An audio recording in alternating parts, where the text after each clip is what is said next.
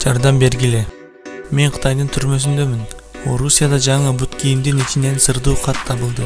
Орусияда Санкт-Петербург шаарынын тургуну жаңы алган бут кийиминин ичинен Кытайдан жардам сурап жазылган кат таап алды. Бул тууралуу орус басылмалары Маш на Мойке аттуу телеграм-каналга таянуу менен жазып чыгышты. Маалыматка караганда катта жардам бергиле. Кытайдын абагында жатам. Мен уйгурмун деп жазылганы айтылат. Катты таап алган бут кийимдин ээси дүкөнгө барып бут кийим Кытайдын кайсы жагында тигилгенин аныктаганга аракет кылган. Дүкөндүн жетекчилиги бул тууралуу маалыматы жок экенин айтып, кардарын дистрибьюторлорго жөнөткөн. Бирок алар дагы маалыматты тактоого жардам бере алган эмес.